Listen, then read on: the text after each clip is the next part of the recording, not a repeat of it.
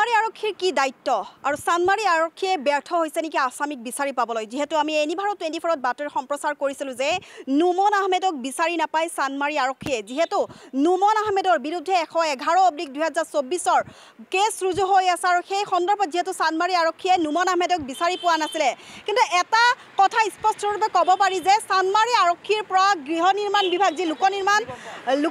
নিৰ্মাণৰ গৃহ বিভাগ আছে আৰু লোক নিৰ্মাণ গৃহ বিভাগৰ মুখ্য কাৰ্যালয়টো যেতে ইয়াৰে পৰা বহু ওচৰত কিন্তু সেই নুমন আহমেদে লোক নিৰ্মাণ গৃহ বিভাগত টিঘিল গিলাই থকা দেখিবলৈ পোৱা যায় হিৰেন দাসৰ লগত আৰু সেই সুযোগ বিচাৰি যেন হিৰেন দাসৰ লগত যে লোক নিৰ্মাণ বিভাগত তেওঁ গোপন মিতিৰালীৰ লগত তেওঁক দেখিবলৈ পোৱা যায় সেই ক্ষেত্ৰত চানমাৰী আৰক্ষীয়ে বিচাৰি নাপায় নুমন আহমেদক যেহেতু এতিয়া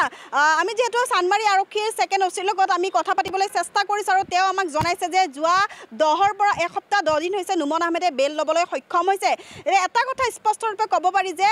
যিকোনো আসামিক বিচাৰি পাবলৈ যেহেতু চানমাৰী আৰক্ষীয়ে বহু সফলতা অৰ্জন কৰিব পাৰিছে আৰু সেই সন্দৰ্ভত নুমন আহমেদক ইমান দিন হৈ যোৱাৰ পিছতো নুমন আহমেদক বিচাৰি পাবলৈ চানমাৰী আৰক্ষীয়ে সক্ষম হোৱা নাই যেহেতু আমি দেখুৱাইছোঁ ইয়াৰে যেহেতু মই বৰ্তমান উপস্থিত আছোঁ চানমাৰী আৰক্ষীৰ থানাৰ ওচৰত আৰু চানমাৰী আৰক্ষী থানাৰ দায়িত্বত কি আছে আৰু বা চানমাৰী আৰক্ষী থানাই ব্যৰ্থ হৈছে নেকি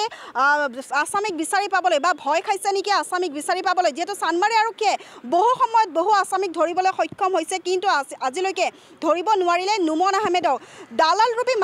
দানৱ এই নুমন আহমেদৰ ওপৰত আছে চানমাৰী আৰক্ষী থানাৰ 111/2024 নম্বৰৰ গোচৰ কিন্তু এই নুমন আহমেদক গ্ৰেপ্তাৰ কৰিব পৰা নাই চানমাৰী আৰক্ষীয়ে যেহেতু নুমন আহমেদে লোক নিৰ্মাণ বিভাগৰ সহকাৰী কাৰ্যবাহী অভিযন্তাৰ কাৰ্যালয়ত টিঘিল গিলাই থকা দেখিবলৈ পোৱা যায় আৰু সেই তাতে যেহেতু তেওঁ তাতে টিঘিল গিলাই থকা দেখিবলৈ পোৱা যায় আৰু সেই সন্দৰ্ভত যেহেতু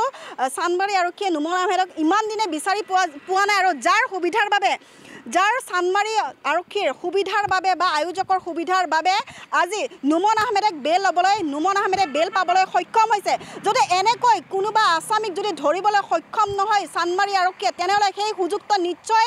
যিকোনো আসামীয়ে বা যিকোনো অভিযুক্তই সেই সুযোগ বিচাৰিব আৰু সেই সুযোগ বিচাৰি যেহেতু নুমন আহমেদে আজি এসপ্তাহ 10 দিন হৈছে তেওঁ বেল পাবলৈ সক্ষম হৈছে এতিয়া যিহেতু তেওঁ বেল পাবলৈ সক্ষম হৈছে তেনেহ'লে আৰু কিমান দিন লাগিব আৰক্ষীয়ে চানমাৰী আৰক্ষী থানাই চাৰ্জশ্বিট দাখিল কৰিবলৈ আৰু সেই চাৰ্জশ্বিট কেতিয়া দিব আমি যেহেতু পৰৱৰ্তী প্ৰতিবেদনত দেখুৱাবলৈ চেষ্টা কৰিম যে চানমাৰী আৰক্ষীয়ে কেতিয়া সেই নুমন আহমেদৰ চাৰ্জশ্বিট দাখিল কৰিবলৈ সক্ষম হয় আমি দেখুৱাই থাকিম আমাৰ সৈতে চাই থাকিব এনি ভাৰত 24 নমস্কাৰ মই দীক্ষু এনি ভাৰত 24ৰ তৰফৰ পৰা অহা 15 আগষ্ট তাৰিখৰ পৰা এটা ৰিয়েলিটি শ্ব' তেওঁলোকে আয়োজন কৰিছে ৰিয়েলিটি শ্ব'টোৰ নাম হৈছে জুবিনৰ গানে কি আনে আৰু এই অনুষ্ঠানটোত 5 বছৰৰ ওপৰ সকলোৱে অংশগ্ৰহণ কৰিব পাৰিব আৰু প্ৰথম অনুষ্ঠানটো আৰম্ভ হ'ব 15 আগষ্ট তাৰিখে ধেমাজি জিলাৰ পৰা গতিকে মই এনি ভাৰত 24 লৈ মই বহুত শুভেচ্ছা জ্ঞাপন কৰিলো অনুষ্ঠানটো যাতে খুব ধুনীয়াকৈ হয় ৰিয়েলিটি শ্ব'টো সকলোৱে যাতে অংশগ্ৰহণ কৰে তাকো মই আহ্বান জনালো আটাইকে 5 বছৰৰ ওপৰৰ সকলোৱে কাৰণ জুবিনদাৰ গানৰ সকলোৱে ফেন গতিকে সকলোৱে আহক এই অনুষ্ঠানটোত ভাগ লওক আৰু নিজৰ টেলেণ্ট আপোনালোকে প্ৰকাশ কৰক থেংক ইউ